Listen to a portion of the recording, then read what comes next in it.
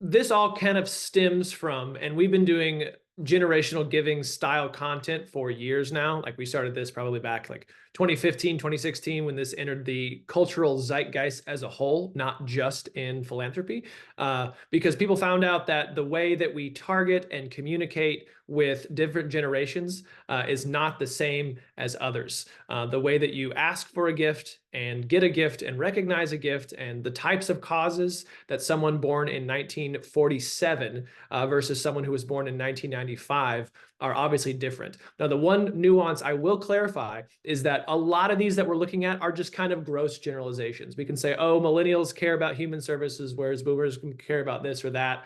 That's not all millennials. It's not all boomers. It's not all Gen X. It's just a bulk. And we're talking about percentages here. So of course, we still want to craft all of our messages custom to our audience, custom to our donor. But as we're kind of crafting our broad appeals, there's some very easy and actionable and specific things that we can do to segment by generation to really optimize how we're communicating with these folks. And one of the best ways to do that is to understand how we're getting from the one current that has the biggest percentage, which obviously is the baby boomer population. As Jared mentioned, they have a lot of wealth that they can and will and want to give to charities, kind of into the next generation, which we're talking a little bit more about millennials today.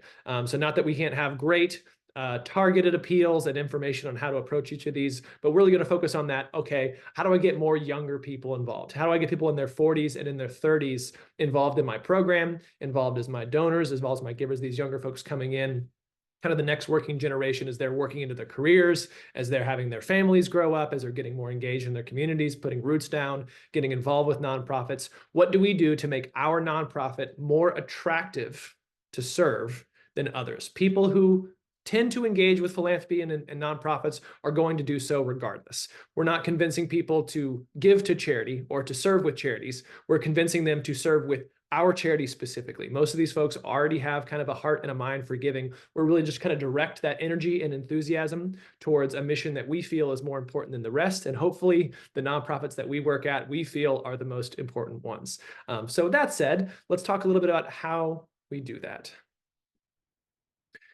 Just to give you a little bit of context, I know we cover this a lot, and if you've been with Pride any amount of time, you've seen this, or you just may know it from tertiary knowledge from across the internet and learning about generational giving. But as we're talking about these audience segments, I just wanted to put this on screen so we have a little bit of understanding of what we look at. Now, these are hard dates, but obviously, as we know, depending on where you are, whether you had older siblings or younger siblings, how old your parents are, there's a little bit of a sliding scale. So in between each of these segments, there's a lot of like gradient. There's a little bit of grayscale in between. So it's not like, well, I was born in 1980 or 1981, so you're going to target me and segment me in two different ways and how you're trying to get me to give money. Not quite that specific. We just know that they kind of transition gently into the next. So we have the kind of before 1928.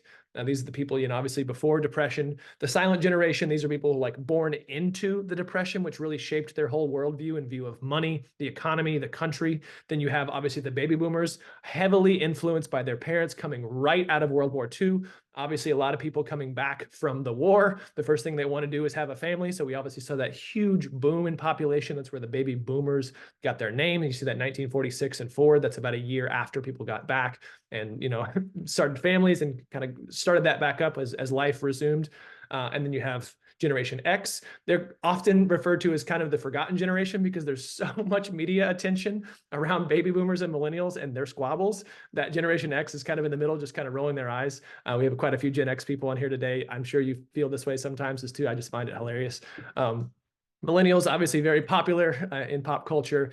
Gen Z, one of the newest talked about because of all of the trends that they have. The easiest way to kind of define Gen Z, if you want to put a soft thing to it, it's the kids who grew up with iPads. Like these are your first kids who had the smartphone right off the bat. Now, I know some of them are born in like 1995, but your real Gen Zers are you're kind of born in 2003 to 2005, meaning by the time they were 5, 6, 7, 8 years old, they were the iPad generation.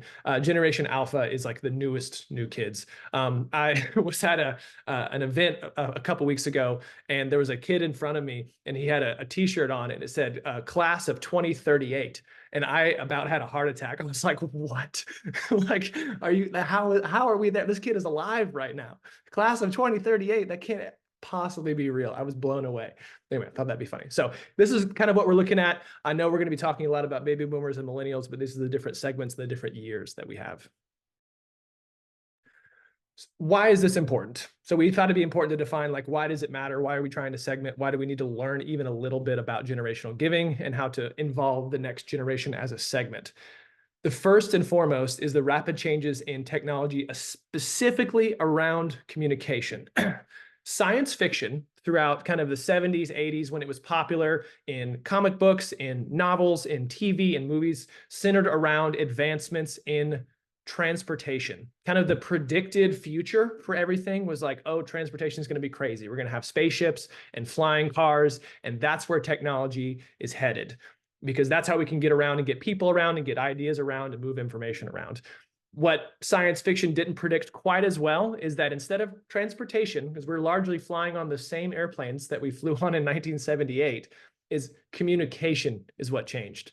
The way that the internet functions, the fact that we now have access to every bit of information in the world at all times is remarkable. I don't think we need to undervalue or understate enough how important it is that we have access to literally any information that we want at all times for free, no matter where we are, mobile. That's amazing. And there's no way we could have predicted that 40 years ago. So almost all of this is based on communication technology and how the difference between writing a letter and sending an email and now sending a text and having all these apps that all have communication and text functions built in define these different generations and how they like to communicate, because that's how they grew up and how they got used to.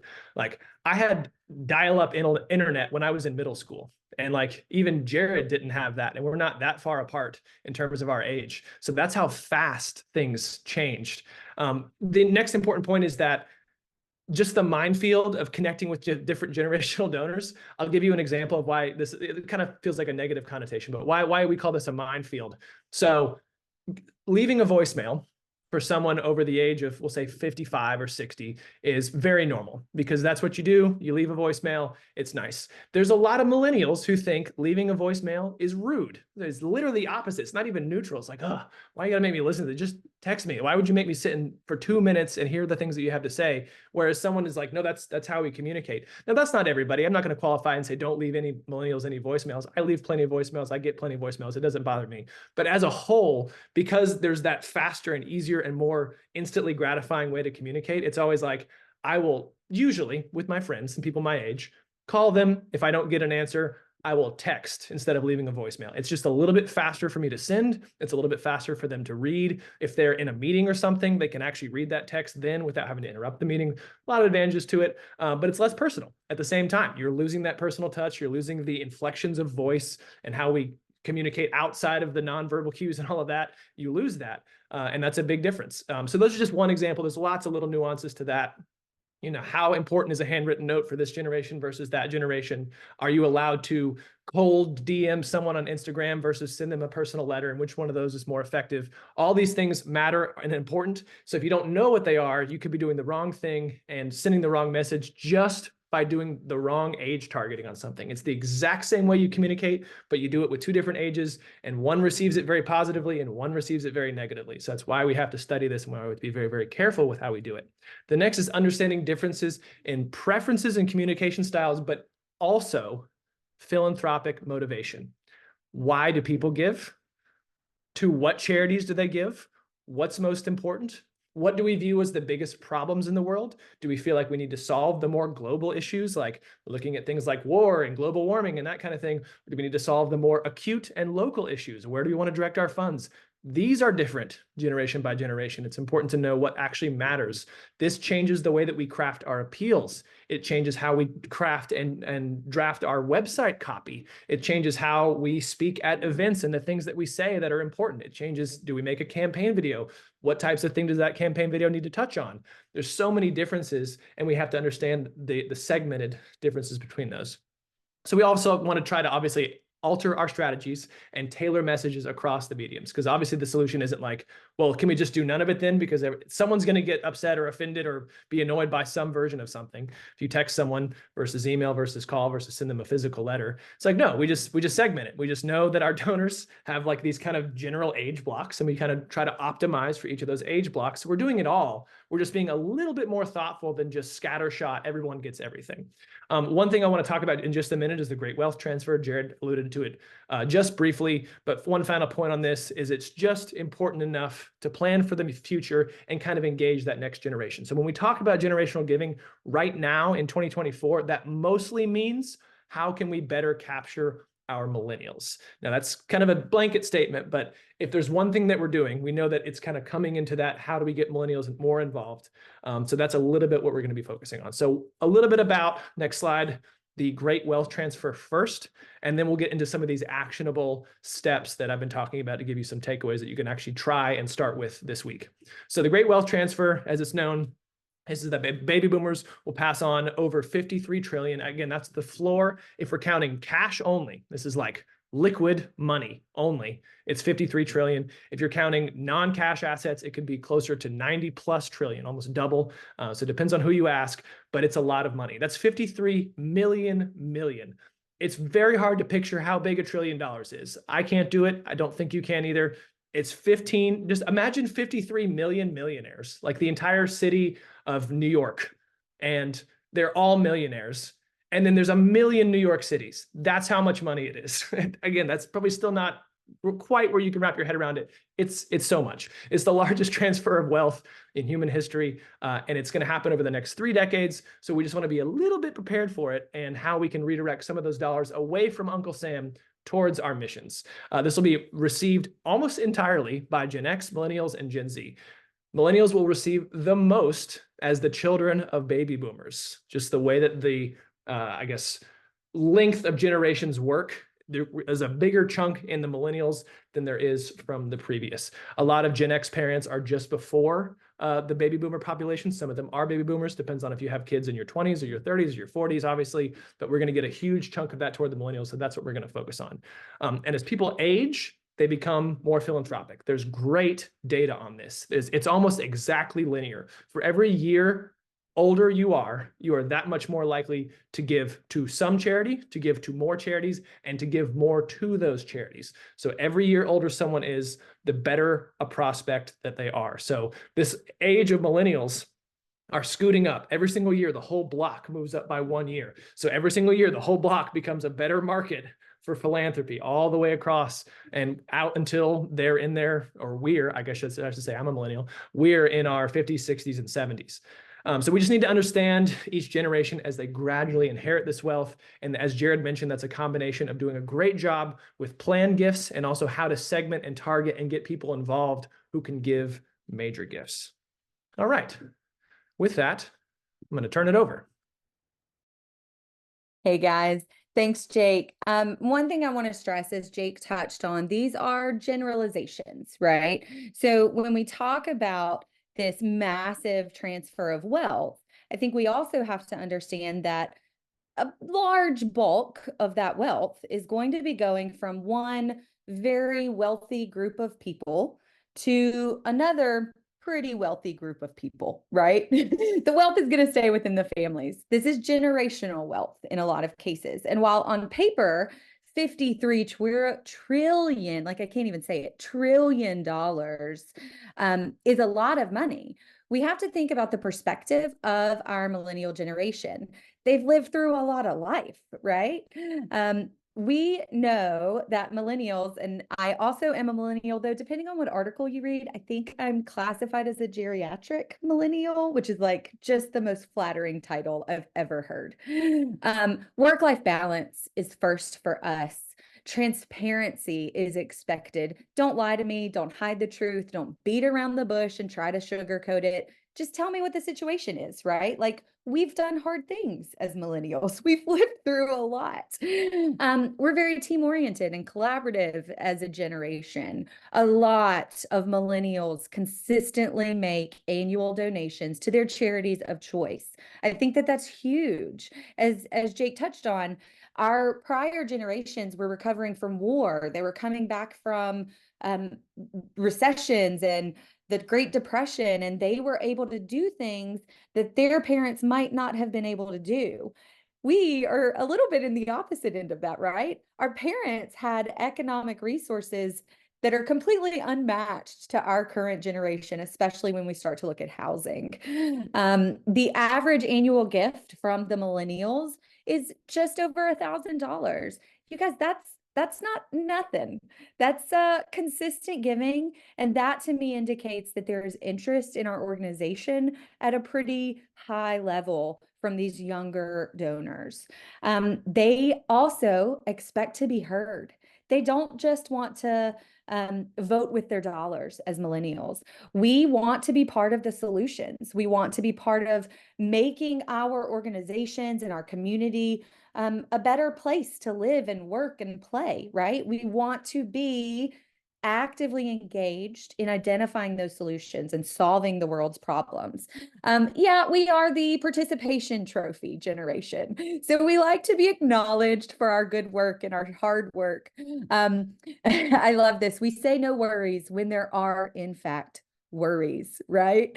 We want to be optimistic. We want to move things forward and make things better. I'm not even going to address the avocados comment because, like, don't judge me and my avocado toast, okay? Millennial households on average gave 40% more in 2022 than they did in 2016. A lot of that is because of age, right? As Jake said, we're slowly but surely aging up. We're increasing our wealth every single year. And we're learning a little bit more about the impact that we can make as individual millennials as we move into these leadership roles. Next slide. So I shared with my colleagues this morning, it's Friday, it's been a long week. Going down the rabbit hole of millennial memes this morning, like, honestly just made my day. And so I'm going to throw some more in the comment box for y'all to giggle on. Judging by some of the names and faces on today's webinar, I'm guessing that many of you are tasked with young donors, right? Young professionals. You guys are assigned to target those millennials that are just like you. And I imagine that while you may identify with this generational wealth transfer, you may also identify with the fact that your parents bought a house in 1992 for $200,000. Today, it's worth like 1.2 million. And you make more than they did in the 90s, but you cannot afford to buy a home, right? Your rent is probably more than your parents' first mortgage in many cases. These are the perspectives and the realities that our millennials face. And while they may be statistically more generous, or they may have, on paper, more wealth than previous generations, we are also facing incredible inflation and stagnant economies, right? I love that Jared gives us the update on the decreasing inflation every virtual forum. And I'm like, yes, decrease. We want, to buy new houses and we want to move and do things. And the reality is that is not in the cards for a lot of millennials today. Where do millennials tend to focus? Areas of interest for us are our children, right? Our families. A lot of us look locally. How do I make my community right here a better place to live, a better place to work? How do I provide resources for myself and my neighbors? That might extend to places of worship, to our local charities. A lot of millennials consider international affairs. One meme I saw this morning was like, my parents dreamt of buying a house. I dream of having a 1-bedroom apartment by myself and not drowning because of melting ice caps, right? Like, we think about the big issues of the world and how they will affect us and our children. That is a lot of pressure, frankly, for us as millennials.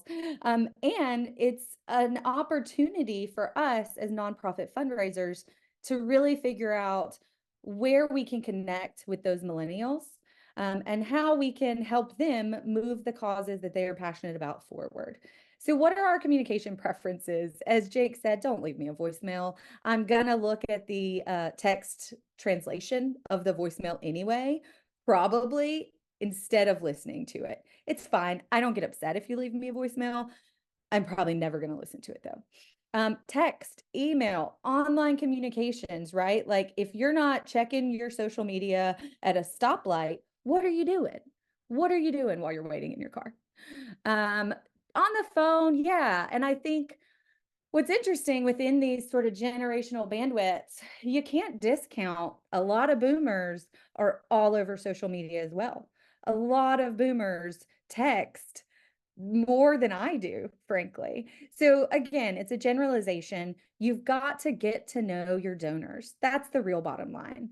Um, let's go to the next slide.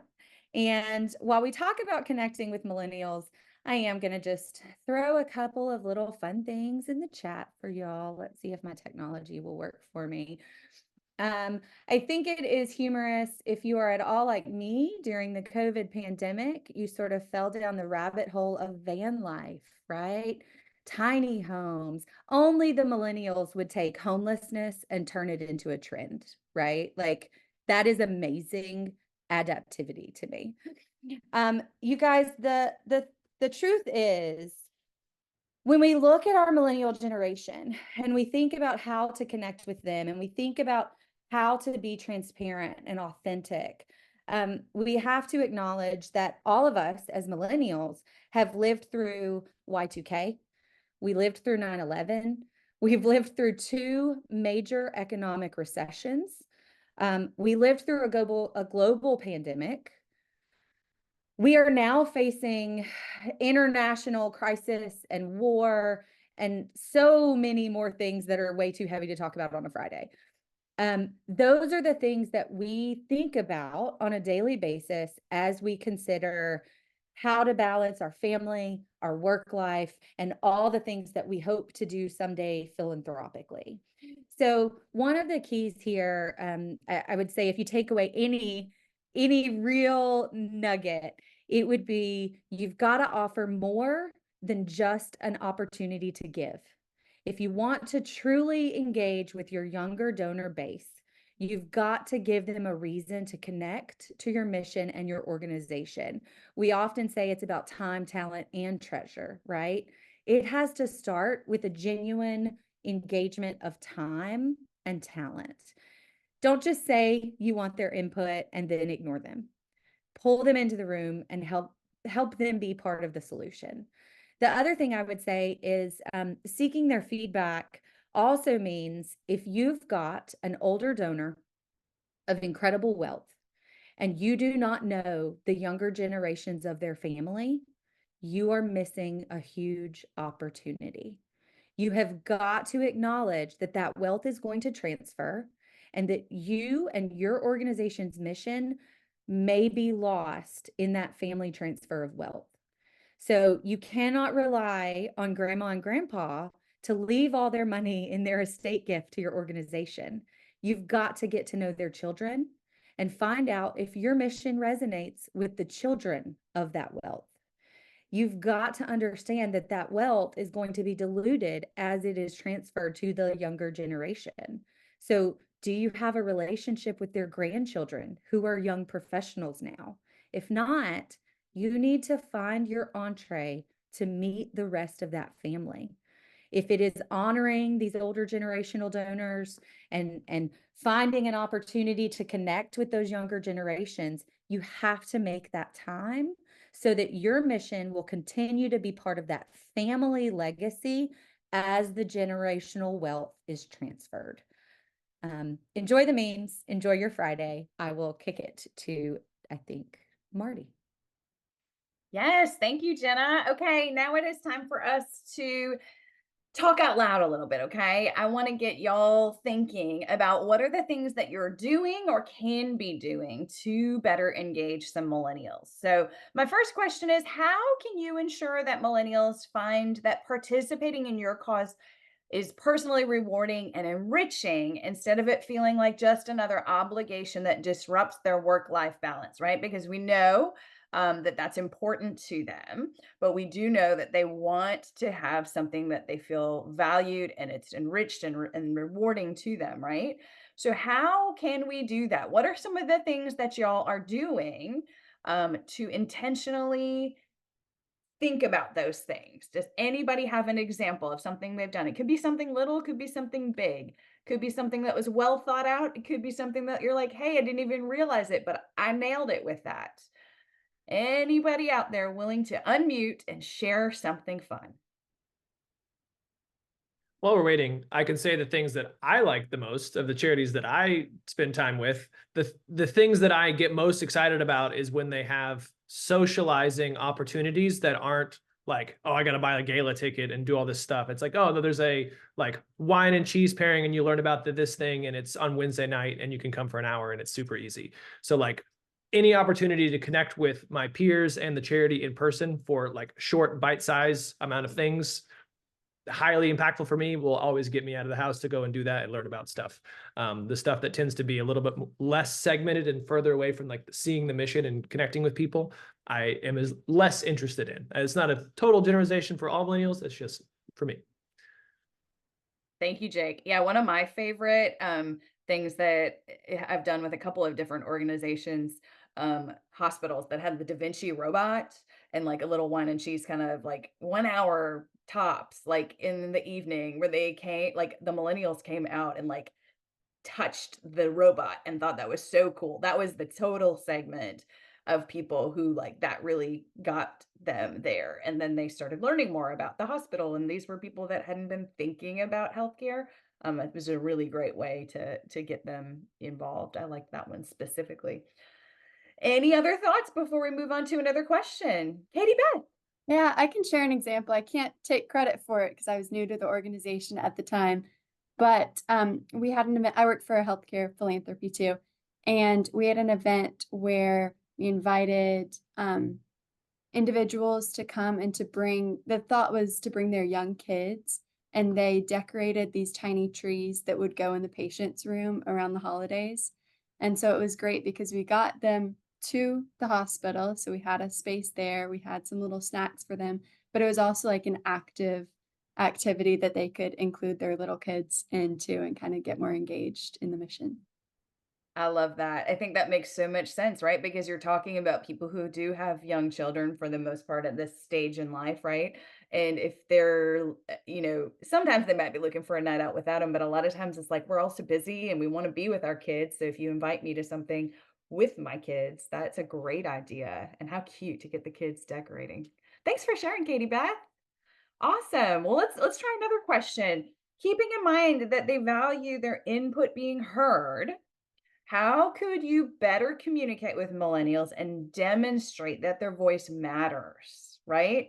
That it's not just like, hey, we asked them for their thoughts and we didn't really like what they had to say and we just moved on, right? Like, how can we channel that in a way that's going the direction we want to go, but hearing them out, right? We have to sort of be intentional, excuse me, about sharing a vision, sharing where they can help, but maybe giving them some opportunities to share their voice.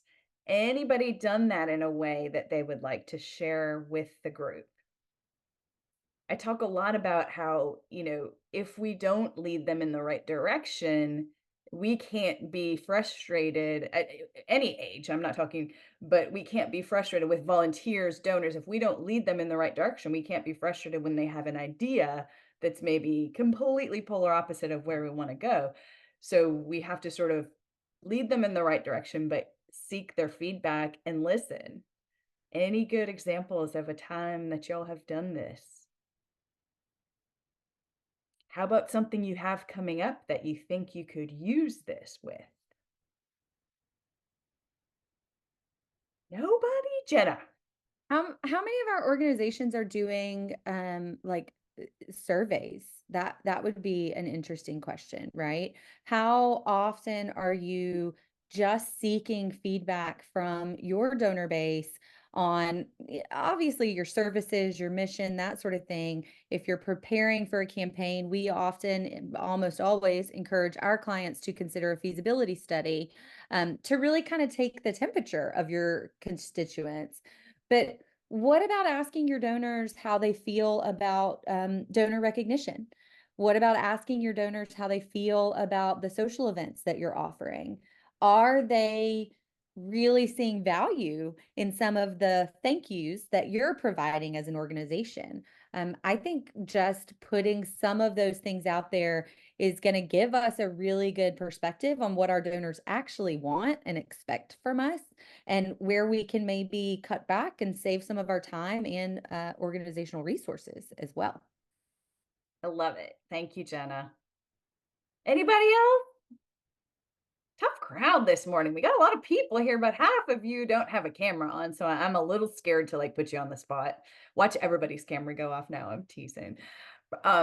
Okay, so this one hopefully is a little more broad. Maybe we can get some participation here.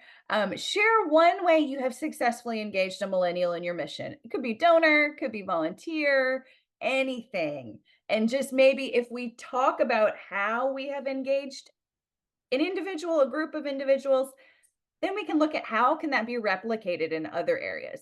I know Krista, is that Krista from Evangelical? Yes. I was actually almost going to put you on the spot, and I saw you actually unmute at the very same time. You read my mind. Thank you. Yes, I can share about our ambassador challenge. Yes. I think that's a great So example. this is one area that we really struggle with because our population in general is really aging, and that's a big, you know, I would say weakness on our end, and it's not something that we can necessarily control. So all we can do is try and engage millennials more. And so what we did was we actually replaced our gala, which we had more of our older donors go to. We replaced our gala with what we call the Ambassador Challenge. We have 3 individuals from the community. They started out older, but this is our 3rd year, and now we have, I would say, we have at least one millennial in each of the ambassador classes, we call them. So, so that's a big deal. The other ambassadors are like in their 40s. Well, sorry, what ages are millennials right now? I saw the years, but I couldn't. Like super late 20s up through like Early. late 30s. Yeah, early 40s. Okay, so we definitely have had a couple ambassadors in their 30s, but most like in their 40s, which is still really good for us because keep in mind for us, our donors are like average on 60s and up. So that's still good for us. But this challenge, we utilize peer-to-peer fundraising on one cause virtually, and these 3 ambassadors, they have like a mini campaign for 1 month in May every year, and our goal for them is to raise $10,000 each. And each year they have way outdone themselves. Last year, all 3 ambassadors raised almost $100,000 just themselves. So what we're really seeing with this is that they're reaching out to their friends and their networks and their professional contacts that we've never had access to because maybe they weren't interested in the hospital at that point, but they're willing to give to their friends and listen to their friends, and they're at least then getting in our database, and maybe they only give to the ambassador challenge every year, but we're starting to get them engaged when before we had no reach. Yes, I would say you hit the nail on the head. You And know, we gotta remember that also- people give to people, and you've Yeah. got the influence centers and done a really good job with that. Continue. Sorry. I do. So I'll share. So our hospital actually is merging or with Wellspan Health, a larger entity. And I honestly, we've gotten actually pretty good feedback from the community. They feel that it's the right decision from our leadership to keep the hospital serving our community and be better. So I kind of think that once everything settles down, that it's actually going to appeal to our millennial donors more. I think we're going to see a little bit of a shift, but we'll see.